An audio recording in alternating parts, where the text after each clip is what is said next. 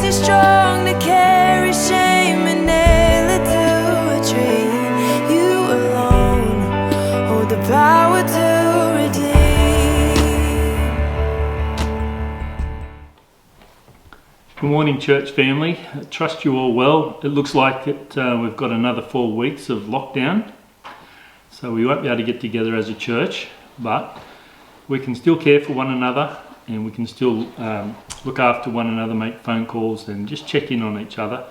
And if you hear of someone who needs some food, some hampers or a gift voucher, please let me know, and I'll contact them. And so let's continue to love and care for one another.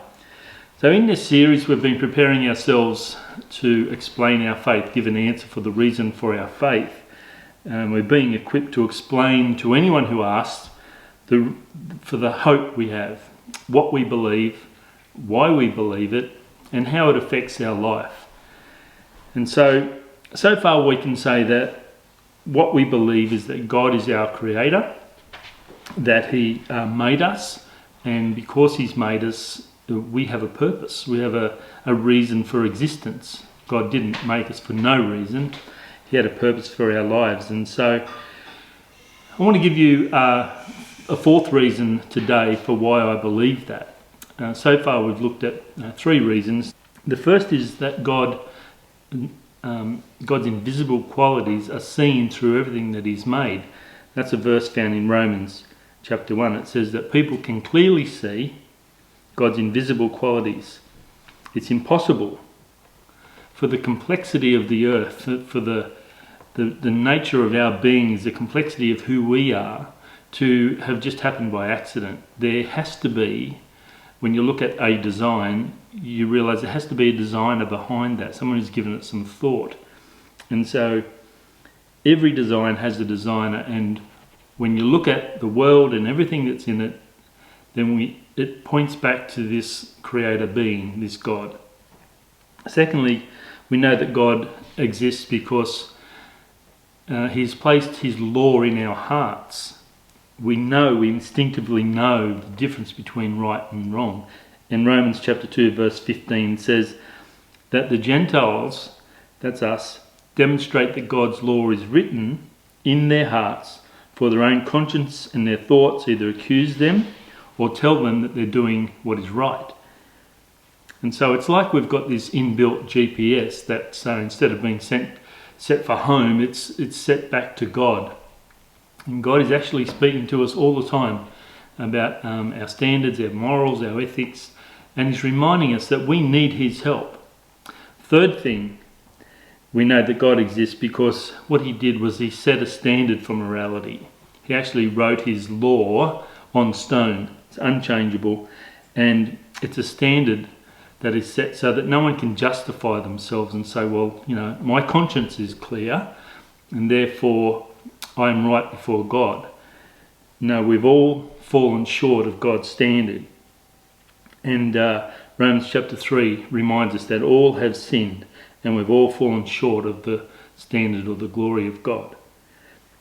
And so Romans chapter 6 says what happens as a consequence of that. Romans chapter 6 says, verse 23, the result of falling short of God's standard is that we must all stand before God as a judge. And if we're found guilty, the result is not just a physical death, but an eternal separation from God. The reason that there's a consequence is that God is holy and we are sinful. And a holy God cannot be in the presence of sinful people. It's almost like trying to match oil and water together. They just don't go.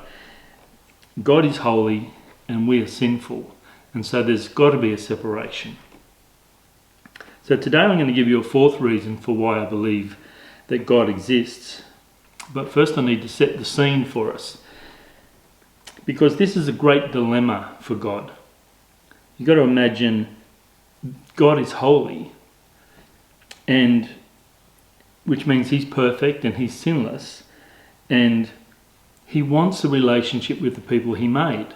He's loving as well. And so he's being torn apart, God, within himself. He's He's on one hand, he's loving and caring and gracious and compassionate, and on the other hand, he's holy and he's just. And we wouldn't want God any other way. We wouldn't want, we expect justice when things are done wrong with us. And so when we look to a God who, when we see all the things that have been done wrong in the world, we do expect God to be just.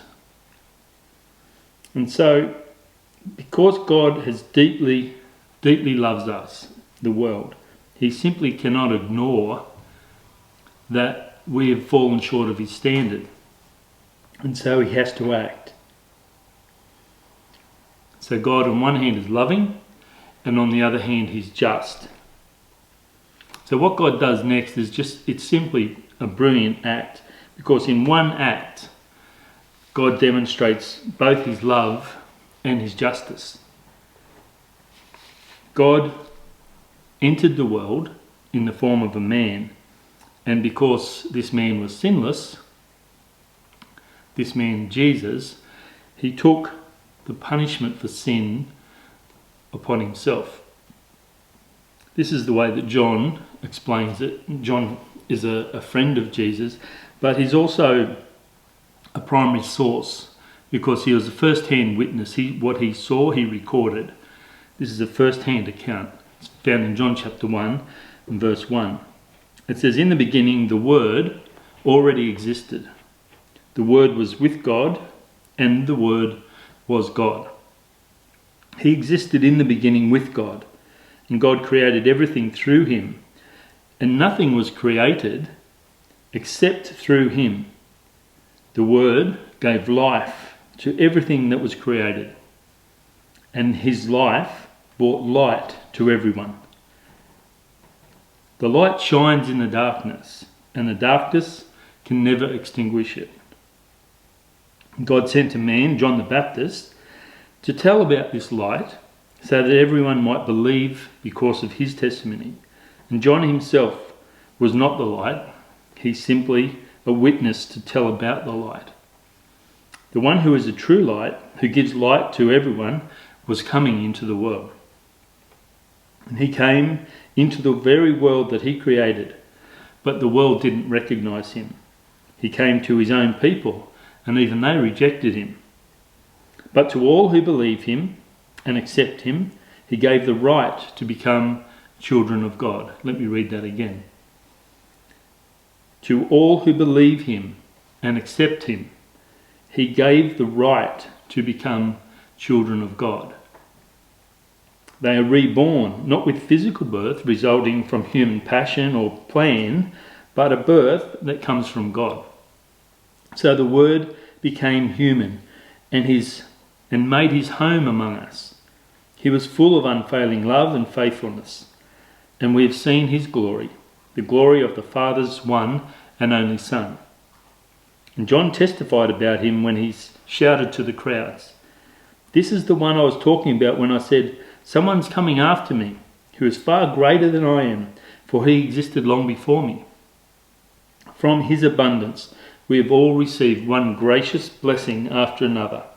For the law was given through Moses, but God's unfailing love and his faithfulness came through Jesus Christ. No one has ever seen God, but the unique one, who is God himself, is near to the Father's heart, for he has revealed God to us." That's the facts. The fact is that the creator of the world entered into his own creation, his own being. I mean, that is it's hard to understand when you understand the immensity of who God is. He humbled himself and became a man and entered into the world. And not only did he enter into the world, he laid down his life and he died for the sin of the world. Let me try and put it in a term that we might be able to understand. Imagine the world's worst human being. Let's just say, for an argument, this guy is a mass murderer called Eric. Eric is finally caught and he's standing before this judge, and the judge recognises him because they grew up together. They were best friends. but their lives took different paths. And so the judge is both loving and just. And so he's bound by law. He has to punish Eric. He can't just ignore what Eric's done. He's a mass murderer and he must be punished. And as a judge, he cannot ignore that fact. So he punishes Eric. And the punishment for sin, his sin was death. And he sentenced him to an electric chair. But because he's loving, because he has deep care for Eric, the judge takes off his robes and he steps down off his chair and he says, I'm going to take your place. And he himself sits in the chair and he dies, takes the penalty for Eric's sin. That is what God has done for us. And that sounds crazy, but that's what Jesus did. God himself took the punishment for human sin. That's what the Bible says God has done. Next week I want to look at some of the evidence to demonstrate that that is who Jesus was, because we could raise the question, and people raise the question, well, how do we know that Jesus was God? How do we know that Jesus was who he says he was? And how do we know that he took the punishment for sin? I mean, lots of people die. So how do we know that he took the penalty for sin? And what are the consequences of that for us? So they're the things we want to look at next week. But today I want to focus on this fact that this is really good news. When you think about it, you're destined to be separated from God unless you do something about this. And the offer has been made to all who believe. God is going to offer forgiveness and grace. Anyone who believes and accepts the truth about Jesus, he gives the right to become children of God. No longer are we condemned as sinners. We're welcomed as children into the house of the Father. If you do not have a relationship with the Creator, your God, your Father, your friend Jesus, your Saviour, then I encourage you to make this your first priority today. Just stop and spend some time in prayer.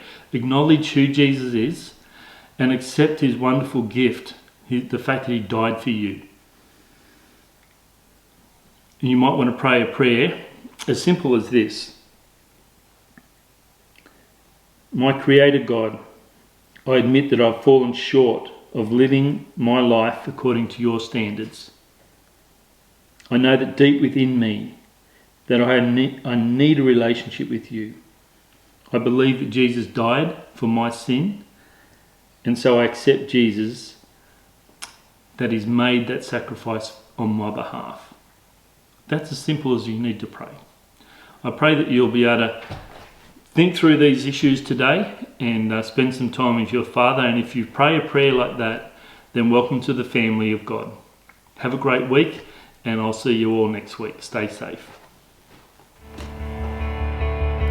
No guilt competes with innocence crucified.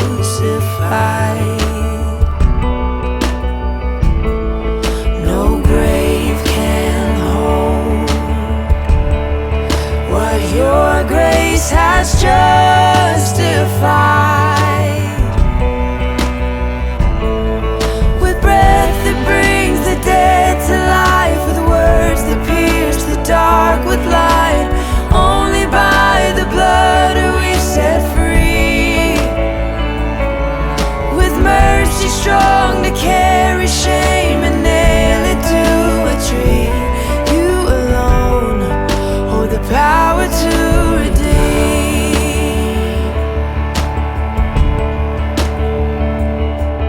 Rejoice, O child of God, lift your eyes to see. With every morning light, again we are redeemed. Rejoice, O child.